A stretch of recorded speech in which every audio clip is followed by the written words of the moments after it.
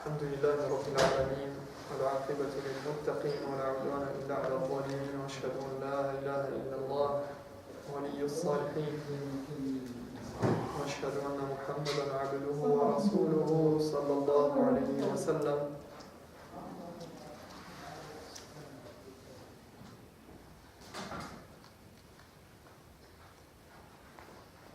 Donc on reprend Usul al-Iman, la partie qui concerne les dérives au niveau de la croyance, les dérives au niveau de la seigneurie d'Allah subhanahu wa ta'ala. Certaines dérives. Et on s'était donc basé sur le fait que on s'était basé sur un autre livre qui venait compléter le sujet, qui s'appelle Aqidat al-Mu'min, et qui venait un petit peu nous donner un peu plus de substance par rapport à ce sujet-là. Et donc on avait cité certaines dérives au niveau de la croyance en Dieu, au niveau de la seigneurie d'Allah subhanahu wa ta'ala, au niveau de la croyance dans le fait qu'Allah est le Seigneur de l'univers. Et donc il y a certains actes, parce que forcément cette croyance qui est dans le cœur, elle se traduit en actes. Et encore une fois, les actes ne sont que une traduction et une expression de ce qu'il y a au fond des cœurs. Si la personne a une mauvaise croyance, c'est pour ça qu'on doit étudier la croyance, on doit apprendre c'est quoi la croyance correcte d'un musulman.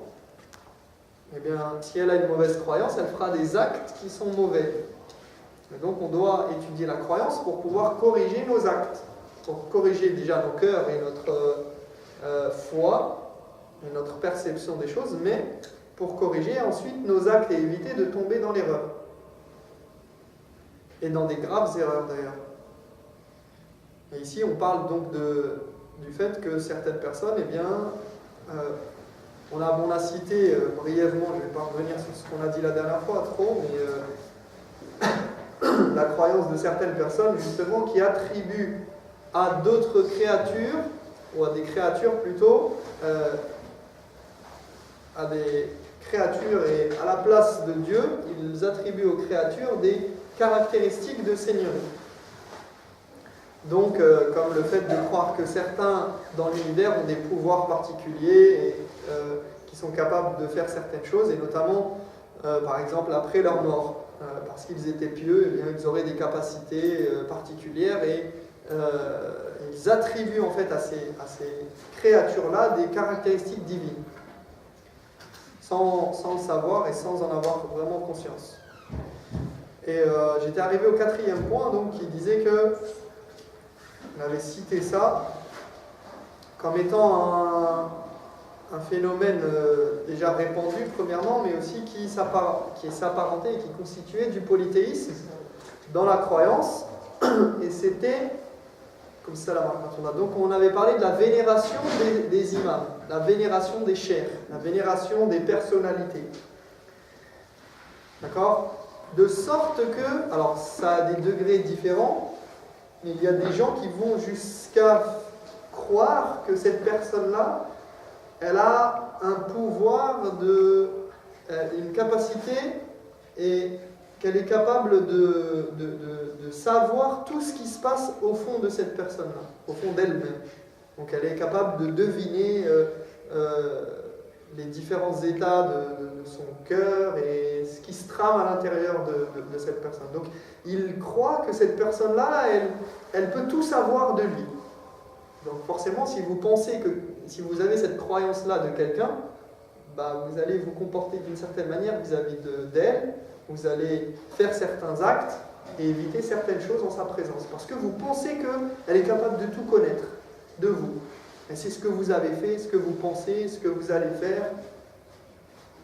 C'est quoi ça ? Ça, c'est des connaissances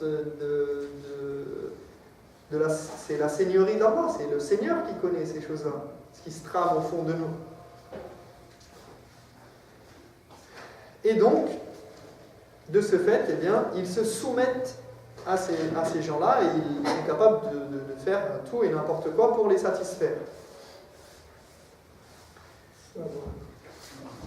Comme ça là. Et surtout, donc on disait que, alors je relis le passage, qui disait donc la vénération des chers, si bien qu'ils leur obéissent au détriment des commandements d'Allah et de son prophète, sallallahu alayhi wa sallam, voire en faisant ce qui est détesté par Allah et son prophète, alayhi wa sallam.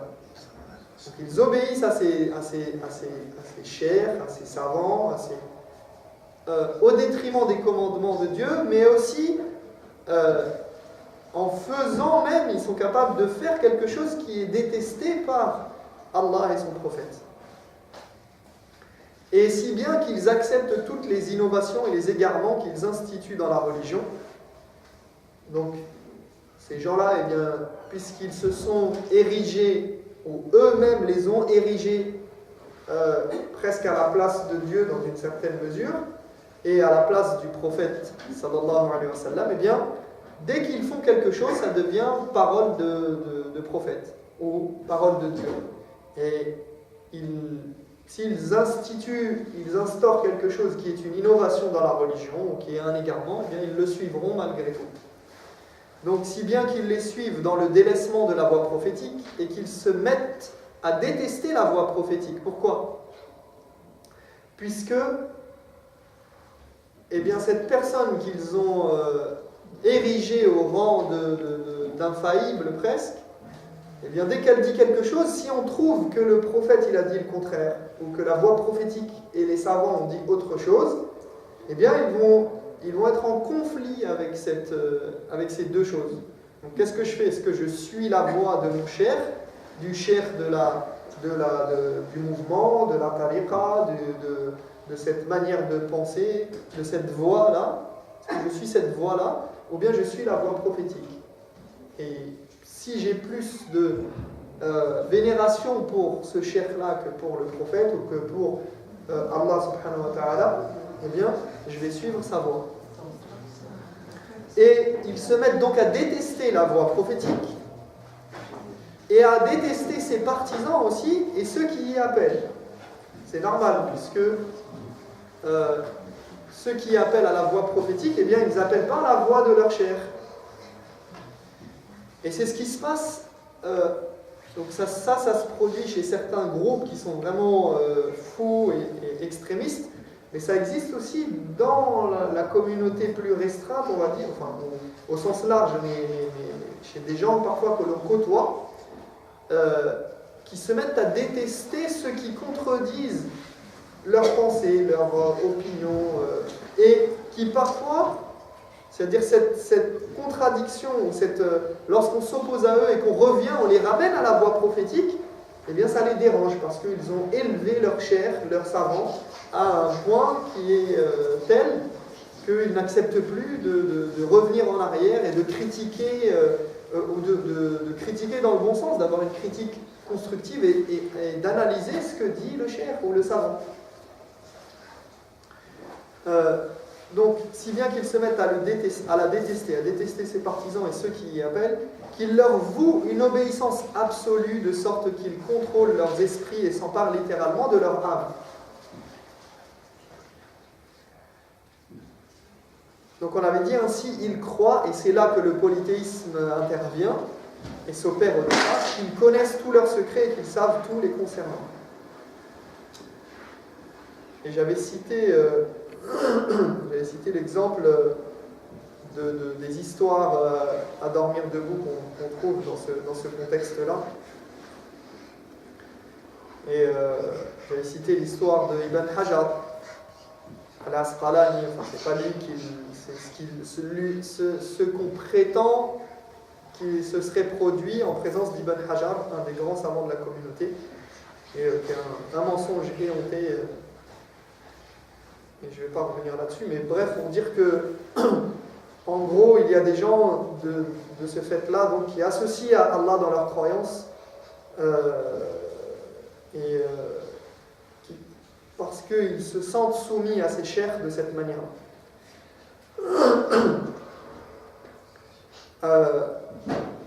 Donc il dit, alors je reviens à ce qu'il disait, فَاعْتَقَدُوا فِيهِمْ أَنَّهُمْ يَعْلَمُونَ سِرَّهُمْ وَنَجْوَاهُمْ وَأَنَّهُمْ يُكَاشِفُونَهُم فِي كُلِّ أَحْوَالِهِمْ وَأَنَّ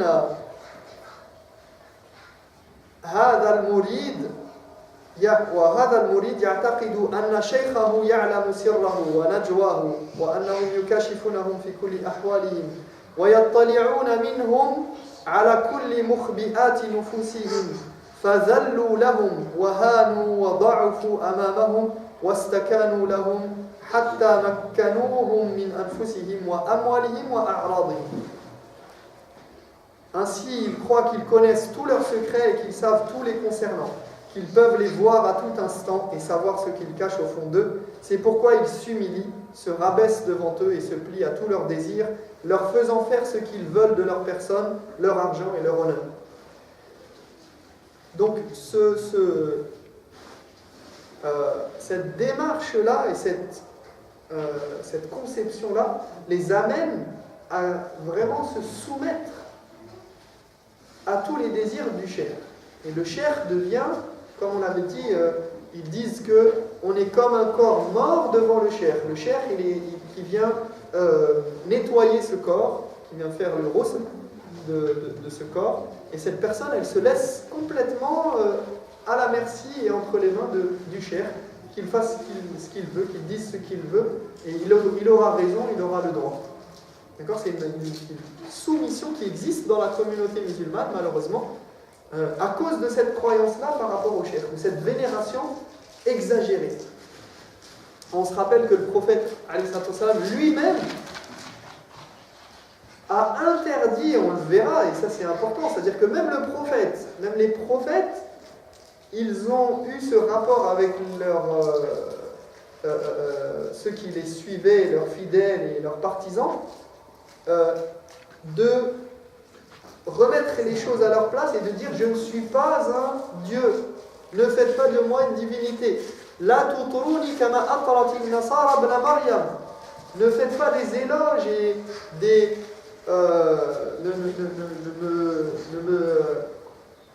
ne faites pas des éloges excessifs à mon égard et ne dites pas que je suis comme ça et je suis comme ci. Non, dites de moi inni abdullah wa rasuluhu, je suis le serviteur d'Allah et son messager. Ne dites pas qu'il est comme ci et il est comme ça, et à faire des éloges qui ont fait que les chrétiens ont adoré Jésus, fils de Marie. Pourquoi ? Parce qu'ils ont fait de lui un Dieu. Et le prophète, il nous a mis en garde contre le fait de faire ça à son égard. فيقول فهل هذا الخضوع والذل والطاعة المطلقة والتسليم التام لهم لا يعد شركا في ربوبية الله تعالى وهؤلاء الرجال الذين استعبدوهم لا يعدون أربابا وآلهة.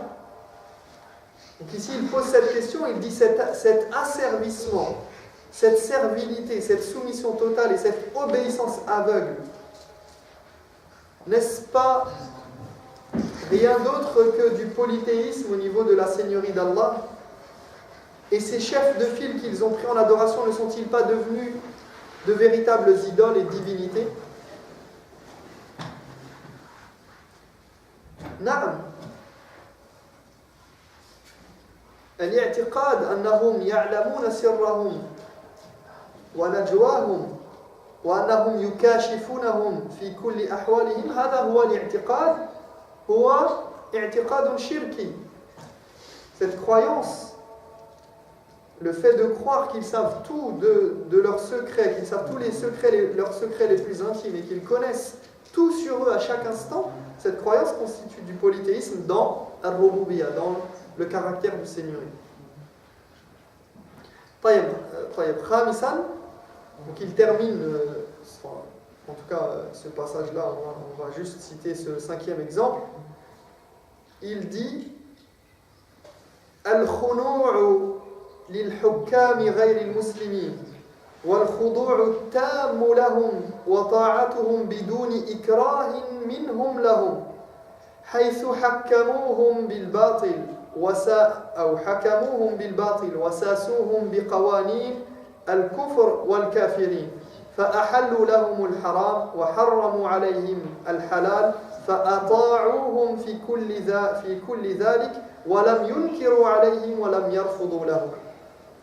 Donc cinquièmement, il dit l'allégeance aux gouverneurs non musulmans, la servilité et l'obéissance totale sans aucune contrainte de leur part, qui les dirigent avec des lois inventées, qui leur rendent licite ce qu'Allah a interdit et interdisent ce qu'Allah a autorisé, et ils leur obéissent sans sourciller, sans la moindre hésitation, sans aucune opposition.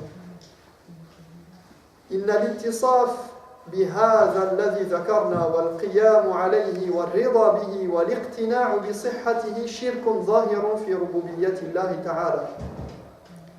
Il dit appliquer cela, en être satisfait, être convaincu que cette démarche est la bonne, constitue un polythéisme évident au niveau de la seigneurie d'Allah. Donc en fait ici il s'agit de polythéisme à partir du moment où tu es convaincu au fond de toi que quelqu'un d'autre qu'Allah a le droit de légiférer, d'ordonner et d'interdire. Et en contradiction avec les préceptes de la religion d'Allah subhanahu wa ta'ala. Quand tu es convaincu que c'est un droit qui appartient à un autre qu'Allah, ça constitue du polythéisme. Ce n'est pas le fait de simplement se soumettre. Quand c'est légiférer, on est dans un système, tu dois te soumettre. Mais le fait d'être convaincu et de croire que c'est un droit et que c'est meilleur et que c'est ce qu'il faut faire et ce qu'il faut suivre. Lorsque c'est en contradiction, bien sûr quand c'est pas en contradiction, il n'y a aucun problème. Donc ceci constitue du polythéisme, nous dit-il. Pourquoi ? Parce que l'obéissance à quelqu'un dans l'obéissance d'Allah sans aucune contrainte est une forme de mécréance. Bidouni ikrah alayha. Donc il y a bien cette idée d'opposition. يعني الطاعة في المعصية تكون كفر لو اقتنع أنها ماذا؟ لو اعتقد حلها وهو يستدل بذلك هنا بحديث علي بن حاتم الطائي. Donc ici il dit que donc c'est une forme de mécréance lorsque la personne croit que ceci est permis, comme le montre le hadith sur lequel il va se baser et qui est le hadith de Ali ibn Hatim al-Ta'i. يقول كان علي بن حاتم الطائي تنصر في الجاهلية ثم أسلم وسمع الرسول صلى الله عليه وسلم يقرأ في شأن أهل الكتاب اتخذوا أحبارهم ورهبانهم أربابا من دون الله والمسيح ابن مريم وما أمروا إلا ليعبدوا إلها واحدا لا إله إلا هو سبحانه عما يشركون. Donc il nous dit Ali ibn Abi Hatim al-Ta'i, Ali ibn Hatim al-Ta'i, était chrétien. Puis il s'est converti à l'islam. Et il entendit le prophète sallallahu alayhi wa sallam lire ce verset concernant les chrétiens. Donc Allah subhanahu wa ta'ala dans le Coran, vis-à-vis des chrétiens, il dit: ils ont élevé au rang de divinité en dehors de Dieu leurs rabbins et leurs moines. D'accord? Il dit: ittakhadhu ahbarahum wa ruhbanahum quoi? Mada arbaban min dunillah. Ils ont élevé leurs rabbins et leurs moines au rang de divinité. Ainsi que le Messie, fils de Marie, alors qu'ils avaient reçu l'ordre de quoi? De n'adorer que Dieu, l'unique, en dehors duquel il n'y a point de divinité. Gloire à lui, il est infiniment au-dessus de ce qu'ils prétendent lui associer, de ce qu'ils lui associent. Donc, cet ancien chrétien qui s'est converti à l'islam, il a entendu le prophète alayhi salam réciter ce verset-là. فَأَنْكَرَ عَلِيٌّ أَنْ يَكُونُوا عَبَدُوهُمْ. يعني سمع أنهم عبدوهم أو جعلوهم آلهة وأربابا من دون الله. Donc il a entendu que Allah parle d'eux de cette manière-là et Ali, donc nia, Ali ibn Hatim al-Ta'i, il nia le fait qu'il les avait pris pour divinité.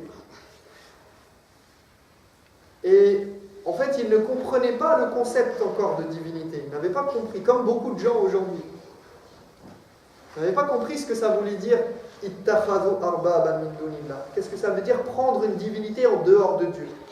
Pour lui, il se dit, mais ils ne les ont pas adorés. Ils ne se sont pas prosternés devant eux, par exemple. Ils n'ont pas fait telle et telle chose qui, pour lui, signifie l'adoration. Alors le prophète, alayhi salatu wassalam, فقال له الرسول عليه الصلاة والسلام أليسوا يحلون لكم الحرام فتحلونه ويحرمون عليكم الحلال فتحرمونه فقال بلى قال الرسول عليه الصلاة والسلام فتلك عبادتهم. Et le prophète alayhi salatu wassalam l'interrogea et lui dit: ne vous autorisait-il pas ce que Dieu avait interdit? Et ne vous interdisait-il pas ce qu'il vous avait permis? Il dit si, bien sûr. Les rabbins et les moines nous autorisaient ce que Allah avait interdit. Et nous interdisaient ce qu'Allah avait autorisé. Qu'est-ce que ça veut dire ça en fait? Okay. Après il dit si, donc il répond. Et le prophète alayhi salam répond: voilà en quoi il les adorait. Pourquoi il les adorait? Parce que, pourquoi ici il les adore? Pas parce qu'ils se soumettent simplement à leur ordre, encore que même ça, s'ils pouvaient s'en défaire, il n'y avait pas forcément de contrainte directement. Ça dépend des situations, mais c'était surtout le fait d'accepter. Pourquoi? Parce que si les moines et les rabbins, même les imams, ils interdisent ce qu'Allah a autorisé, ils autorisent ce qu'Allah interdit, eh bien, toute la religion, elle est transformée. Et ça fait quoi? Ça veut dire qu'on s'est mis au niveau de Dieu.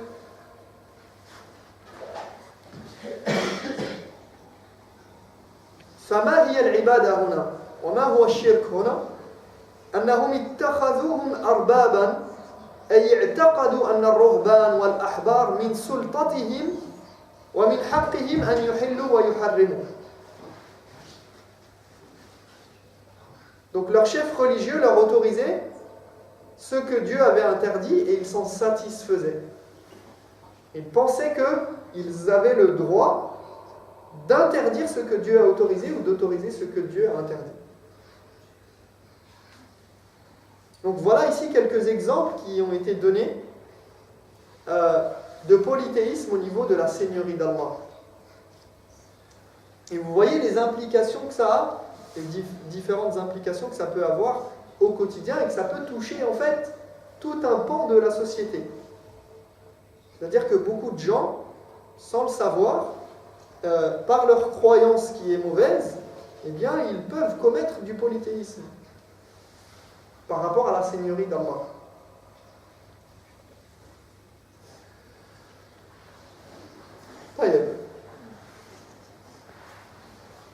Donc ici, voilà ce qu'on peut dire de la seigneurie d'Allah. Pour l'instant, on parle de tawhid, on a parlé du monothéisme, on parle de tawhid Rububiyya, de l'unicité d'Allah au niveau de sa seigneurie. Donc on a parlé d'Allah en tant que Seigneur. Et qu'est-ce que ça veut dire être un Seigneur? D'accord? Ça c'est un concept. On a dit qu'Allah il était le Seigneur, mais il est aussi le Dieu. Il est la divinité. D'accord? Al-Ilah. Fallahu wa-Rabb wa huwa al-Ilah. Alaysa kadhalik? N'est-ce pas? Donc, ces deux aspects-là, ils sont importants. Et c'est pour ça que maintenant, on va passer à quoi? À Tawhid al-Uluhiyya. après avoir parlé de Tawhid Rububiyya, de l'unicité d'Allah au niveau de sa seigneurie, donc au niveau de notre croyance vis-à-vis de lui, maintenant on va parler de l'unicité d'Allah au niveau de nos actes et de ce qu'on doit faire et de comment on doit adorer Allah subhanahu wa ta'ala en toute exclusivité. Donc voilà ce à quoi nous amène le livre. فالفصل الثاني هو توحيد الألوهية. Donc deuxièmement, après la première partie qui concernait Tawhid al-Rububiyya, l'unicité de Dieu au niveau de la seigneurie, maintenant on parle de l'unicité de Dieu en tant que divinité. Donc retenez bien ces deux choses toujours, ces deux aspects. Seigneur, Rabb, Ilah, Dieu. Alors encore une fois, ça désigne la même chose. Ça désigne la même entité. Ça désigne Allah. D'accord? Sauf que ce sont des points de vue différents et des aspects différents. مفهوم واضح؟ يعني ما فيش إشكال يعني. Voilà. Et simplement, Allah, il est Rabb et il est Ilah. Et on doit comprendre qu'on a ces deux choses-là à intégrer et à mettre en pratique. يقول المصنف الألوهية وهذا المبحث جيد جدا فانتبهوا له. الألوهية مشتقة من اسم الإله أي المعبود المطاع.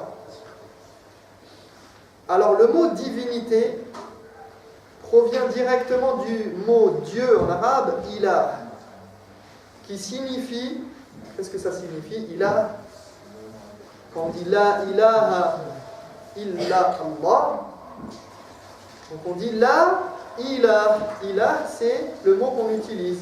Ilah pour désigner le Dieu. Ça veut dire Dieu, ilah. Donc cela signifie l'objet de l'adoration et de l'obéissance. L'objet de quoi? De l'adoration, al-ibada, al-ma'boud, et de l'obéissance, al-ma'boud al-muta'. Et vous allez voir que la notion d'adoration, elle est tout à fait liée à l'obéissance. L'obéissance et l'adoration, ça marche de pair. Fal-ilah اسم من أسماء الله الحسنى والألوهية صفة من صفات الله العظيمة. Donc Ilah, Al-Ilah, est aussi un des sublimes noms de Dieu. Il s'appelle Ilah. Et la divinité est une de ses merveilleuses caractéristiques. La divinité, Allah, on l'appelle Ilah, Allah, Al-Ilah, et Al-Uluhiyya, ce qui dérive de Ilah, donc Dieu, ça donne divinité. L'idée de divinité, eh bien, c'est une caractéristique d'Allah.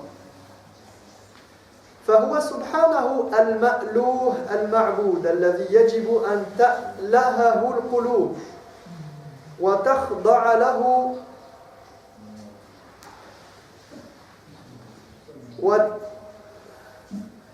وتذل أو تذل وتنقاد لأنه سبحانه الرب العظيم الخالق لهذا الكون المدبر لشؤونه الموصوف بكل كمال المنزه عن كل نقص ولهذا فإن الذل والخضوع لا ينبغي إلا له.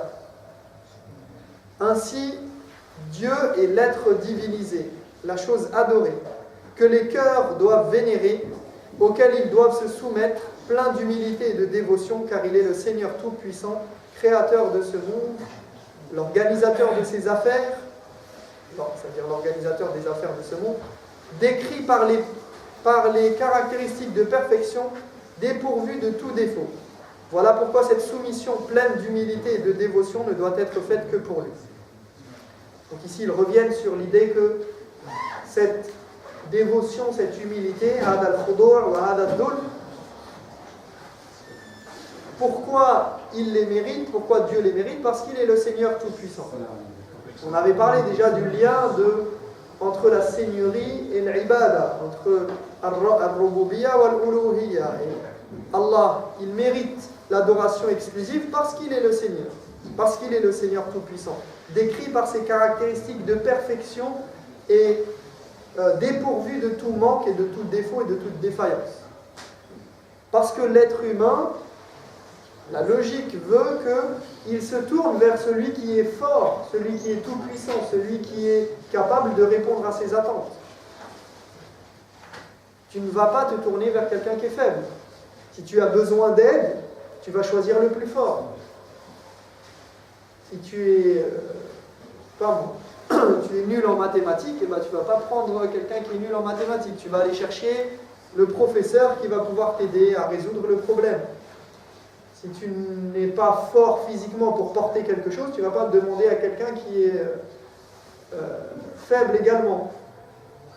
Tu demandes à quelqu'un qui a la capacité, la puissance. Plus il a de la puissance, plus il est capable, plus tu vas t'orienter vers lui. C'est naturel. Et donc c'est pour ça qu'on s'oriente vers Allah subhanahu wa ta'ala. Et c'est pour ça qu'on a le devoir de connaître Allah subhanahu wa ta'ala. Parce que si on connaît bien Allah, eh bien on s'orientera toujours vers lui. Et si on connaît bien les êtres humains, on délaissera les êtres humains. N'est-ce pas? Si on sait que la personne après qui on court, on pense qu'elle va nous aider, elle va pouvoir nous faciliter la tâche, qu'elle va pouvoir nous sortir de cette situation, qu'elle va pouvoir nous aider à guérir de notre maladie, on sait qu'elle est impuissante, pourquoi on va se fatiguer à aller demander à cette personne-là? Pourquoi on va chercher après elle? Pourquoi on va se reposer sur elle? Si tu attends après quelqu'un, toujours derrière, tu cours derrière, tu l'appelles, il ne répond pas, tu penses que cette personne-là, elle va te sortir de ta situation, et tu espères après elle, et puis tu vois qu'elle est morte. Ben, tout s'écroule. Toi, tu as mis ta confiance dans cette chose-là, qui est une créature, au lieu de placer ta confiance en Al-Hayy al-Qayyum, le vivant, l'éternel est celui par qui et par quoi tout subsiste et peut vivre. فحيث كان متفردا بالخلق فقال ولهذا فإن الذل والخضوع لا ينبغي إلا له فحيث كان متفردا بالخلق والإنشاء والإعادة لا يشركه في ذلك أحد وجب أن ينفرد وحده بالعبادة دون سواه. Donc ils disent, puisqu'il est le seul à créer, initier les choses et les répéter, nul n'étant son partenaire en cela, il est obligatoire de s'orienter vers lui dans l'adoration en toute exclusivité. Alors ici, je pense, je ne sais pas si on va voir, je préfère qu'on laisse ça pour la semaine prochaine, Inch'Allah, pour le cours prochain. En fait, on va parler de la notion de ma ma'na al-ilah fi al-lugha al-arabiyya wa fi al-lugha al-firansiyya kadhalik wa ma al-'alaqa bayna al-ma'na al-lughawi wal-ma'na al-shar'i al-istilahi. Ma al-'alaqa bayna هذين المعنيين. Donc ici, on va s'intéresser, je laisse ça pour le cours prochain, mais on va s'intéresser à la notion de Dieu. Qu'est-ce que ça veut dire Dieu en français? Qu'est-ce que ça veut dire Dieu en arabe, dans la langue arabe? Et quel est le lien entre les différents sens que l'on va extraire du mot Dieu en arabe et la notion de Dieu au niveau des textes religieux et au niveau de la religion musulmane? Qu'est-ce que ça veut dire Dieu en arabe? Quels sont les sens qu'on va pouvoir extraire de ce mot-là? Et qu'est-ce que ça implique au niveau religieux et quels sont les liens qu'on va pouvoir faire? Et on va continuer, Inch'Allah, dans cette étude. Donc maintenant, on rentre vraiment dans Al-Uluhiyya et le point, on va dire, on est lancé maintenant par rapport à ce qui va nous intéresser, du fait qu'on a bien compris que seul Allah, il est le Seigneur de cet univers et qu'il mérite donc notre adoration. Et donc maintenant, on va pouvoir rentrer dans l'importance de cette adoration. Qu'est-ce que l'adoration exactement? Qu'est-ce que ça englobe? Et quelles sont les formes de polythéisme par rapport à l'adoration? Donc ça, on va le voir au fur et à mesure, mais on va s'intéresser à cette notion de divinité et de Dieu. Al-ilah, ma ma'na al-ilah fi al-lugha al-arabiyya. فنكتفي بهذا القدر اليوم إن شاء الله ونسأل الله تبارك وتعالى أن يوفقنا لما يحب ويرضى وأن يتوب علينا وأن يتقبل منا صالح الأعمال وأن يجعلنا من الذين يستمعون القول فيتبعون أحسنه أولئك الذين هداهم الله وأولئك هم أولو الألباب سبحانك اللهم وبحمدك أشهد أن لا إله إلا أنت أستغفرك وأتوب إليك